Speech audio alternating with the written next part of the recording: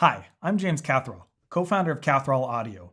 I was able to spend some time with Chino Hills High School, one of the best indoor programs in the entire United States. Got a tour of their audio setup from one of their staff members, Ben Lewis.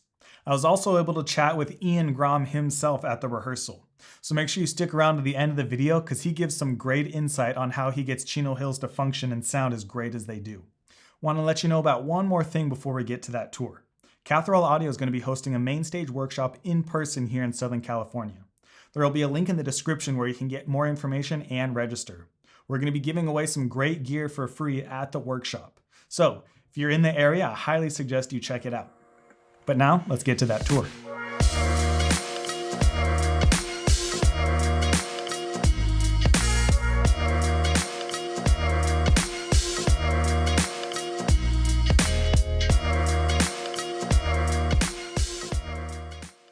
So this is our Drumset Cart that we have with Chino Hills High School. We're using 4 of the Sennheiser E604 mics to mic all the toms. We have an SM57 on the snare, and we have the Shure Beta, I want to say 52 mic that we're using for the kick drum mic. We have everything being sent into the Yamaha MG12 mixer. We basically take all of our drum set mics and we submix them down on our drum set mixer into 2 channels that then get sent over to our TF5. We basically have it so that way we dial in the mix itself, drum to drum, and then we're condensing it down so we're able to only have 2 channels that we have to control. We are using the Yamaha TF5 mixer. This is what we mix everything off of. We have it in a Pageantry Innovations cart. This is how we basically mix our entire front ensemble. Everything that we use goes into this, which then gets sent out to our speakers.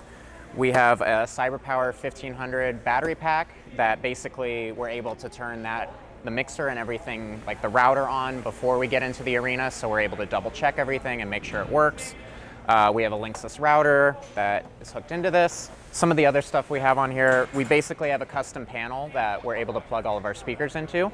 We also have a Furman power conditioner, and we have 2 of the Yamaha, the P700 or 7000S that are basically what power our main speakers since they're passive speakers. This is our speaker setup that we have. We have 2 of the Yamaha C215V speakers, and we have 2 of the DXS18 active subs. We have 1 on each side. They're on the Pageantry Innovations cart. We have everything cable-wise. We have them sleeved together, basically in some cable sleeving, so that way everything's clean. We don't tangle anything. It doesn't pull necessarily cable to cable. We're just able to keep everything nice and clean and condensed down. For each of our synth carts, we have Yamaha motifs. We have an XF6 for synth 2. We have an XF8 for synth 1. Each of them has a Roland sampler. We have an SP555 and an SP404SX. Both of them are then linked into, or each of them has a speaker so they're able to hear each other. Both the sampler and the synth are hooked in so that they can hear each other. All of this stuff then goes into battery backups, so that way we're able to power it on before we get in the arena, double check that everything works. The motifs are notorious for taking forever to load up, so it's great that we're able to turn them on before. And then everything kind of plugs in down into our Planet Wave snake that we have below here, which then comes over to the mixer. So this year we are miking the Timpani. We have 2 AT2050 condenser mics that we have on mic stands. Just one per 2 drums. We also have a Roland SPD-SX that we're using. We have some samples that are being triggered during movement 2 and movement 3. And everything just comes over. We have cables that go over into the drum set snake, so we're able to keep everything nice and clean.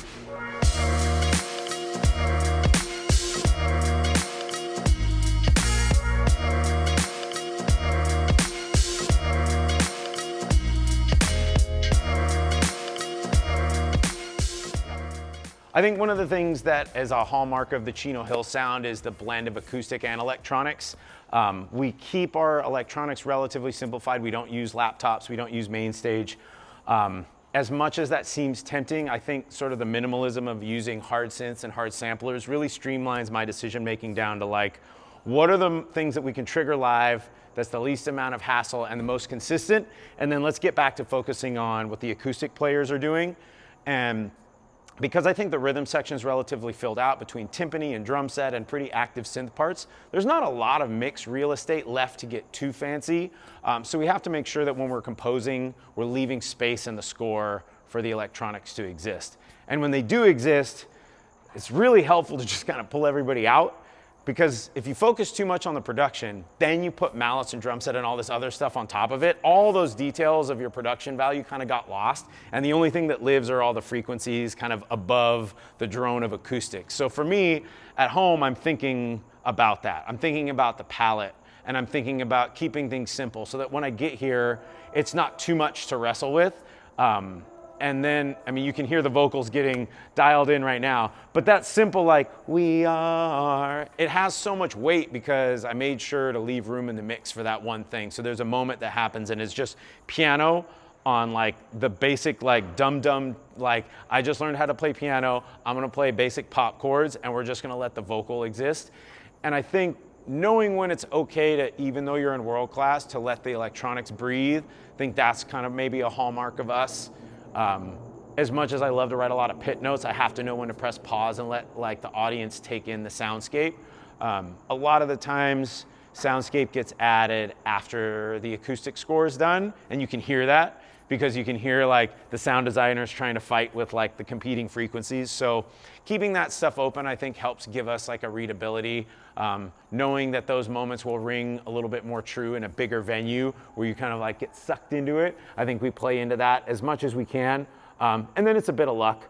We don't have the best equipment. We've never had the best gear. We just kind of like cobble it together, duct tape it, make it work, beg, borrow, and steal. And everyone's like, oh, you guys have all this money. Like, oh, I assure you we don't.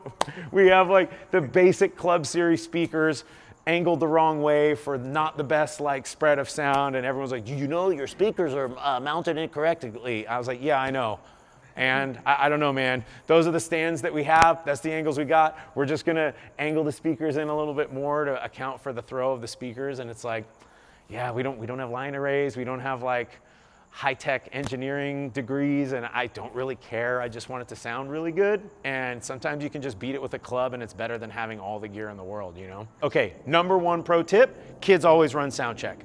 You never run sound check, don't set up anything, don't touch anything. Same kid runs sound check, calls sound check, checks levels visually and audibly every single show, every single rehearsal. That way, like if I show up, if I get hit by a car, the show will still go on. Everyone knows how to sound check. I'm just like, give me the iPad, cool, I'm gonna go up, have a good show.